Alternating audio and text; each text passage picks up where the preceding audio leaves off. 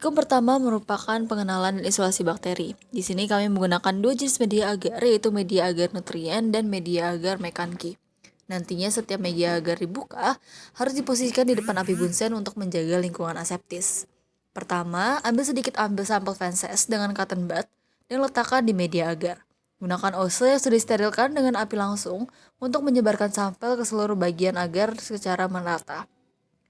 Penyebaran dengan gerakan zigzag pada media yang dibagi menjadi 4 bagian seperti gambar berikut. Kemudian media agar diinkubasi dengan suhu sekitar 37 derajat Celcius selama 12-18 jam. Selanjutnya adalah uji katalase.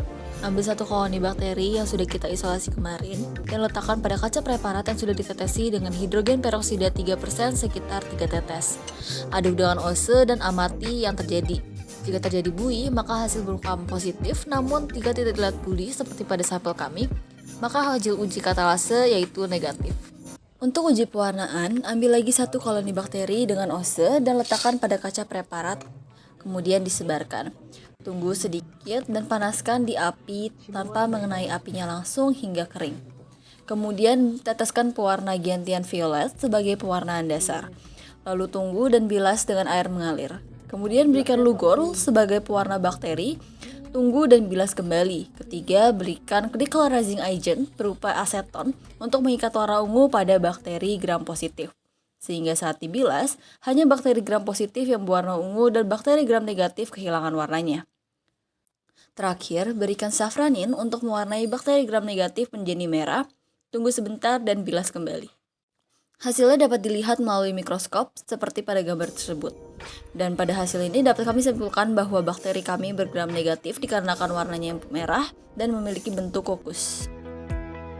Ketika pada praktikum 3 kita akan melakukan uji biokimia dan uji gula-gula. Kita menggunakan 6 jenis uji yaitu triple sugar iron agar, sulfur indol motility, methylene red, phosphorus car, simon citrate agar, dan uji gula-gula. Selain itu dibutuhkan juga reagen MR, VP, dan COVAX. Pertama yaitu uji VP yang kita lakukan dengan mensterilkan ose bulat pada api langsung, kemudian ambil sedikit koloni bakteri, celupkan pada media dan aduk hingga homogen, kemudian biarkan di inkubator. Uji ini untuk mengetahui kemampuan bakteri menghasilkan asetoin. Selanjutnya uji gula-gula. Uji ini juga melakukan dengan cara yang sama dengan sterilisasi ose bulat, kemudian ambil satu koloni bakteri dan celupkan pada media, aduk hingga homogen. Uji ini dilakukan untuk mengetahui kemampuan bakteri dalam fermentasi gula yang nantinya diketahui dengan perubahan warna dan munculnya buih atau bubble pada media. Selanjutnya dengan media uji TSIA, yaitu dengan menusukkan bat hingga 0,5 cm dari dasar dengan ose jarum yang sudah digunakan untuk mengambil koloni bakteri dan kemudian mengambil lagi koloni bakteri yang sama dan disebarkan secara zigzag pada bagian slant dari tabung.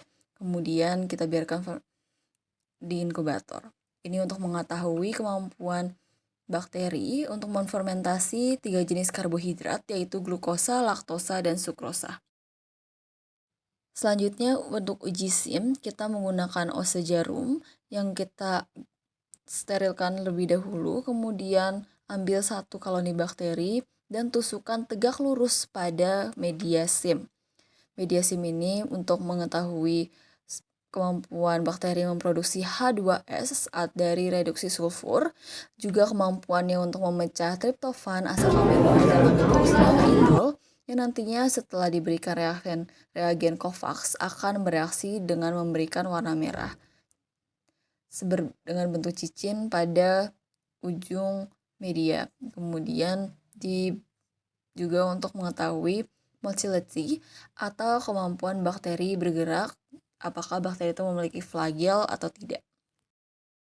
Selanjutnya uji MR atau methylene red, ini digunakan ose bulat untuk mengambil sedikit koloni bakteri, kemudian kita celupkan juga kepada media dan aduk hingga homogen. Uji ini dilakukan untuk mengetahui produksi asam hasil proses glukosa di mana nanti akan ditandai dengan munculnya warna merah setelah agar media ditetesi reagen methylene red 1%. Selanjutnya uji SCA, di mana kita menggunakan ose jarum untuk mengambil satu koloni bakteri dan ditusukkan di bagian bud media hingga 0,5 cm dari dasar. Kemudian disebarkan secara zigzag pada bagian slant dari media. Nantinya uji ini digunakan untuk mengetahui apakah bakteri menggunakan sitrat sebagai sumber karbonnya dan ditandai dengan warna media yang berubah dari hijau menjadi biru untuk hasil yang positif. Berikut hasil yang kita dapatkan untuk MR atau methylene red menghasilkan hasil positif ditandai dengan hasil yang berwarna merah. SCA menghasilkan reaksi negatif.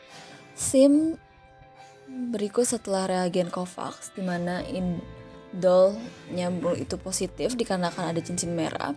Tidak ditemukan H2S karena tidak ada perubahan warna, dan dengan sinar kita dapat melihat dengan jelas motilitasnya positif atau ada pergerakan. Selanjutnya untuk uji TSIA, kita mendapat hasil positif pada acid slant, namun hasil negatif di acid budnya. Ada terjadi produksi gas dan negatif pada H2S. Lalu untuk uji gula-gula, hasilnya positif karena menjadi berwarna kuning dan terdapat gas. Untuk VP, setelah reagen dapat kita lihat bahwa hasilnya adalah negatif karena tidak terjadi perubahan apapun. Selanjutnya pada praktikum 4 kita melakukan uji kepekaan bakteri terhadap antibiotik. Di sini sudah ada isolat dari bakteri yang kita inkubasi kemarin dengan media inokulum, di mana kita buat dengan mengambil sedikit koloni bakteri dari media agar kemarin dan kita masukkan ke dalam media inokulum dan kita aduk hingga homogen. Kemudian kita isolasi hingga mencapai kekeruhan yang sesuai untuk membentuk isolat bakteri. Kemudian isolat tersebut kita sebarkan pada media Mueller-Hilton agar dengan cotton swab. Pastikan tersebar secara merata pada seluruh permukaan media agar. Kemudian kita bisa mengambil cakram antibiotik. Di sini kita menggunakan 6 jenis, yaitu amoxicillin, ampicillin, trimethoprim, kanamisin, dan bacitracin, yang kita letakkan menggunakan pinset yang sudah kita sterilisasi dengan jarak 2 cm dari tepi cawan Petri maupun cakram lainnya. Dari hasil uji tersebut, kemudian kita inkubasi dan kita lihat perubahannya, di mana untuk ketentuannya dapat kita lihat dari killing zone atau zona bening yang ada di sekitar antibiotik cakram tersebut. Semakin besar killing zone, maka semakin peka bakteri terhadap antibiotik tersebut. Dan di sini kita bakal melihat bahwa bakteri ini peka terhadap antibiotik jenis amoxicillin, trimethoprim, dan kanamisin. Juga resisten terhadap bacitracin dikarenakan tidak ada killing zone sama sekali di sekitarnya.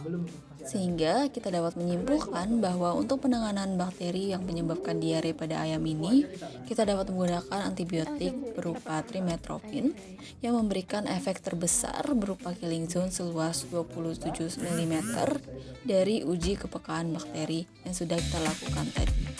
Sekian dari saya, terima kasih.